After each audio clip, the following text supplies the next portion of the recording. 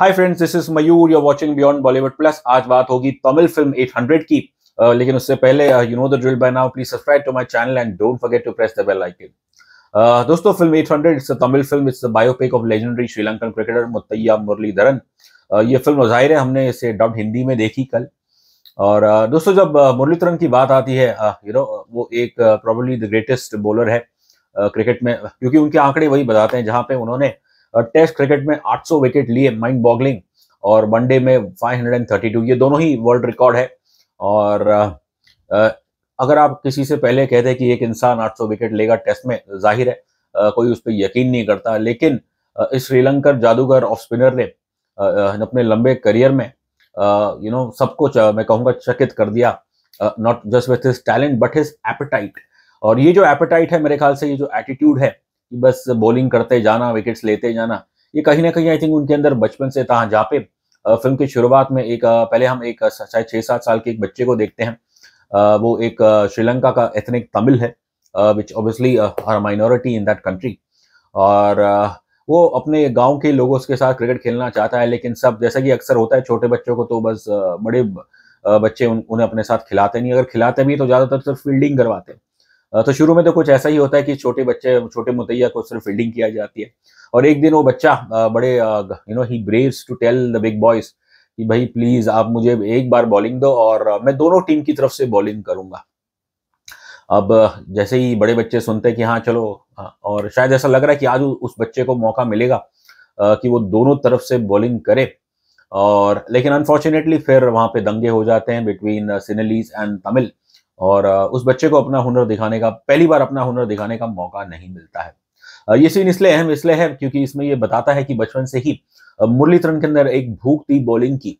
और 800 wicket, test wicket, और 532 ODI wicket लेना, ये तब तक संभव नहीं होता अगर इस व्यक्ति में बचपन से ही बॉलिंग के लिए भूख ना हो। खैर, मुरलीधरन ने अपने क्रिकेटिंग करियर में क्या किया, ये क्रिकेट फैंस तो जानते ही हैं। और ये फिल्म द्वारा ऑब्वियसली जो क्रिकेट के दर्शक नहीं है लेकिन जो सिनेमा पसंद करते हैं, उन्हें ऑब्वियसली थोड़ा बहुत तो अंदाजा हुआ कि मुरलीधरन के करियर पर हाई पॉइंट्स क्या है। तो खैर, उम्मीद यही थी कि जैसा इस फिल्म को कहा गया था, 800 the untold story of Muttiah Muralitharan. और इसमें आई थिंक जो मेनली अनटोल्ड है इसमें वही है कि कैसे एक तमिल श्रीलंकन, उसके लिए उसकी कंट्री में एक ऐसा बड़ा सपना रखना और अपने देश के लिए खेलना कितना टफ था। दोस्तों, जब हम जो स्पोर्ट्स बायोपिक की बात करते हैं, खासकर इन इंडिया, नॉर्मली वो मैं कहूंगा एक हेगियोग्राफी की तरह होती है, ज्यादातर सब अच्छा अच्छा दिखाया जाता है। और सोचिए, यदि अगर एक फिल्म मुरलीधरन के साथ जो जो हुआ बचपन में, और फिर जैसे जैसे अपने करियर में वो आगे बढ़ने के लिए जो उन्हें बाधाएं फेस करनी पड़ी, I think it is practically impossible कि एक इंडियन क्रिकेटर या किसी इंडियन स्पोर्ट्समैन उसके बारे में ऐसी स्ट्रगल्स को पर्दे पे लाना वो बिल्कुल असंभव है। तो यहाँ दाद देने पड़ेगी राइटर डायरेक्टर MS श्रीपति की, and obviously to Muttiah Muralitharan, कि उन्होंने बिल्कुल जैसे वो है, उनका स्वभाव है, मतलब he is a man of heart. और जो जो शायद उनके मन में था, जो उनके साथ हुआ, जो घटनाएं, सच्ची घटनाएं हुई, वही चीज आपको इस फिल्म में देखने को मिलती है, जिसके अंदर प्रमुख ऑब्वियसली है कि कैसे एक श्रीलंका का एथनिक तमिल बच्चा, he goes on to become Sri Lanka greatest cricketer, and उन्हें क्या क्या प्रॉब्लम्स फेस करनी पड़ी। तो ऑब्वियसली ऐसे माहौल में तमिल्स के लिए उभर के आना, that is why I think Muralitharan is an inspiration for people, for the Tamil people in Sri Lanka. और ऐसा नहीं है कि ऑब्वियसली कि उन्होंने अपनी आइडेंटिटी को कि कोई एक तमिल कार्ड कभी फ्लैश किया है।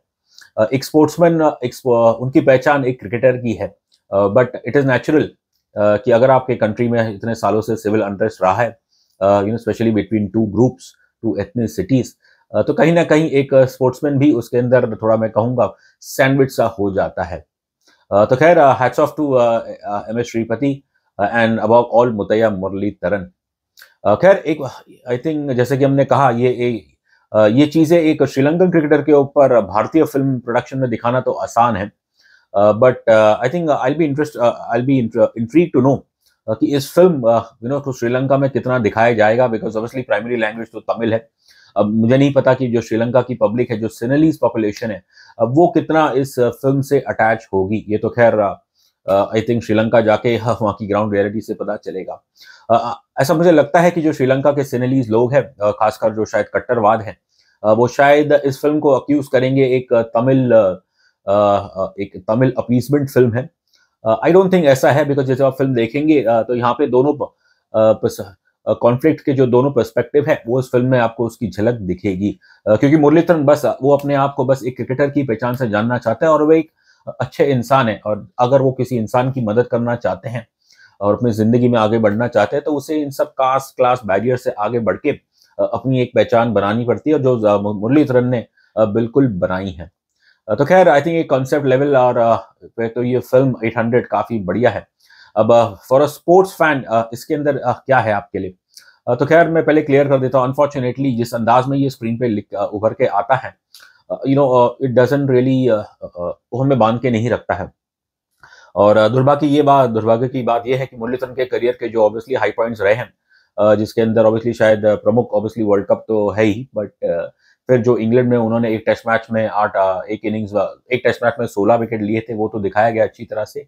लेकिन बाकी चीजें तो बस जैसे कि रफा दफा कर दी गई, जिस includes shockingly the 1996 cricket world cup. और इंडिया अपीसमेंट तो नहीं, बट कहीं ना कहीं देखने में ऐसा लगा कि शायद डायरेक्टर साहब मुरलीधरन की जो इंडिया के साथ he had a fantastic record against India, but India के मैचेस के अंदर इतना कुछ खास आपको देखने को नहीं मिलता है। कम से कम आई थिंक उम्मीद की जाती थी कि ये वो जो श्रीलंका ने भारत को 1996 वर्ल्ड कप में हराए, ऑब्वियसली कलकत्ता में बड़े अनफॉर्चुनेट सीन हुए थे, लेकिन कम से कम वो मैच थोड़ा दिखा सकते थे आप। या फिर जब श्रीलंका ने इंडियन टीम को एक टूर्नामेंट में 54 पे ऑल आउट किया, जिसके अंदर मुरलीधरन ने 5 विकेट लिए थे, तो इन चीजों का कुछ मैं कहूँगा जिक्र है ही नहीं। और वैसे तो खैर नाम है 800, एंड सबको पता है कि मुरलीधरन का जो आखिरी टेस्ट मैच था वो अगेंस्ट इंडिया था 2010 में गॉल श्रीलंका में, और उस मैच में उन्हें 8 विकेट चाहिए थे 800 पहुंचने के लिए। और ऑब्वियसली सेकेंड इनिंग्स में जो उनके करियर का आखिरी विकेट था, which was also his 800 record 800 test wicket. तो हमें ऐसा लगा कि बतौर एज अ क्रिकेट फैन इसमें जो क्रिकेट का रिप्रेजेंटेशन रहा है वो काफी कमजोर रहा है। ऑब्वियसली ये एक शायद एक लो बजट फिल्म है और काफी पैसे लगते हैं एक्चुअल फुटेज के ऑब्टेन करने में, बट ऑब्वियसली जो ड्रामा या जो क्रिकेट मैचेस यहाँ पे क्रिएट किए गए हैं उसे देख के कहीं भी आपको ऐसा लगता नहीं है कि आपके सामने कोई एक ग्रेट क्रिकेटर खेल रहा है या फिर कोई एक इंटरनेशनल मैच चल रहा है। तो क्रिकेटिंग फैंस को तो ये फिल्म नाराज करती है, और अनफॉर्चुनेटली जब क्रिकेट फैंस नाराज होंगे तो जाहिर है जो नॉन क्रिकेटिंग फैंस है, आई थिंक उनके लिए जो ये सिनेमैटिक रिप्रेजेंटेशन है वो भी हमें कुछ खास नहीं लगा। और आई थिंक इसका जो मुख्य कारण है वो है इसके कमजोर लीड प्लेड बाय मधुर मित्तल। अब मुझे नहीं पता कि डायरेक्टर साहब ने इन्हें क्यों लिया, मे बी शायद क्या इनका जो नाम है MM आता है, शायद हो ऑब्वियसली वो मुतैया मुरलीधरन के भी जैसा है, लेकिन थोड़ी बहुत शक्ल ऑब्वियसली इनकी मुरलीधरन से मिलती है, लेकिन उसके अलावा हमें तो एटलीस्ट इस हिंदी डब वर्जन में उनकी एक्टिंग के बारे में कुछ खास यहाँ देखने को नहीं मिला। I think the most disappointing part is कि कम से कम obviously it's a very herculean task, difficult task to emulate Muttiah Muralitharan, but यहाँ पे जो मधुर मित्तल, मतलब ऐसा लगा कि वो तो उनका एक बॉलिंग एक्शन जो मुरलीधरन का था वो तो उसे भी ठीक से परफेक्शन तो दूर, बट कम से कम ही is not even remotely close to bowling like Muttiah Muralitharan. खैर फिल्म में तो obviously apart from the civil conflict in Sri Lanka, उसके अलावा मुरलीधरन की जो अपनी ओन स्ट्रगल रही, और फिर इंटरनेशनल क्रिकेट आने के बाद जो उनके करियर में जो सबसे मेरे ख्याल से 2 क्रिटिकल पॉइंट्स रहे थे, जब उन्हें ऑस्ट्रेलिया में एक नहीं बल्कि 2 बार चेकिंग के लिए बुलाया गया था। और ये फिल्म मुझे ऐसा लगा कि एक प्रयास है, ऑब्वियसली ये आपको मुतैया मुरलीधरन का उस समय क्या माइंडसेट था कि जहाँ पे ऑब्वियसली उन्हें विदेश में तो लोगों ने चक्कर करा दिया गया था, लेकिन अपने खुद देश में वो जो सिविल कॉन्फ्लिक्ट है उसके बीच में वो सैंडविच हो गए थे, और उनकी जो क्या मानसिकता थी ये फिल्म ने उसे दिखाने की प्रयास की है। और ऐसा लगता है कि अब ज्यादा एम्फेसिस इस चीज पे कर दिया है टू प्रूव दैट कि look I am a man of integrity and I am no chucker. फिल्म का अगर आप देखेंगे जो प्री क्लाइमैक्स भी है वो भी इसी चीज के बारे में है। तो ओवरऑल मैं कहूंगा ये फिल्म आई थिंक मुझे तो काफी डिसअपॉइंट करती है।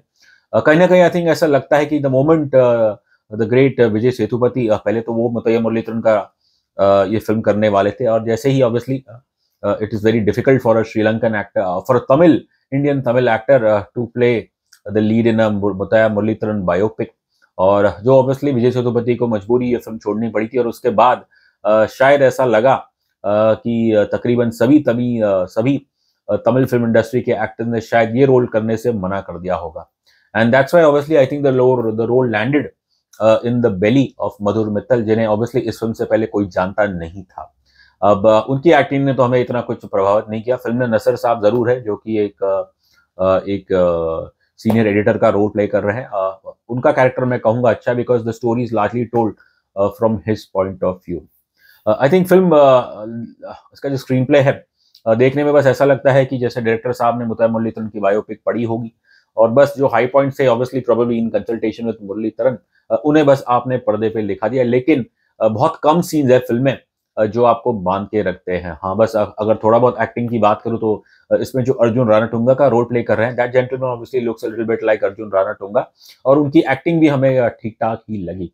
बट इसके अलावा फिल्म में कुछ इतना none of the actors really impressive, और बल्कि जो कपिल देव प्ले कर रहे हैं वो तो देखने में ऐसा लग रहा है कि कोई श्रीलंकन कपिल देव दिख रहे हैं as opposed to the Haryana hurricane.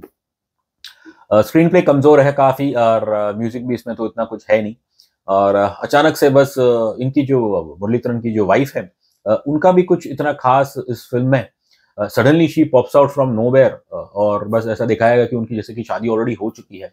तो आई थिंक ऑब्वियसली एक स्पोर्ट बायोपिक में आपको उसको लव स्टोरी नहीं बनानी होती है बॉलीवुड की तरह, बट कम से कम एक प्रॉपर इंट्रोडक्शन तो कराना चाहिए था इस कैरेक्टर का। Unfortunately I think despite being a cricket fan, 800 film ये हमें काफी नाराज करती है। And yes, we respect the great man a lot. We were privileged enough to meet him. और हमारी नज़र में तो मुरलीधरन कभी चक नहीं करते थे। और but I think if I have to say one thing to the film fans, तो आई थिंक उनके लिए इस फिल्म को चक करना इतना डिफिकल्ट नहीं होगा। खैर, अगर हम बात करें रेटिंग की, तो हम देते हैं 800 को 5 में से 1.5 स्टार्स।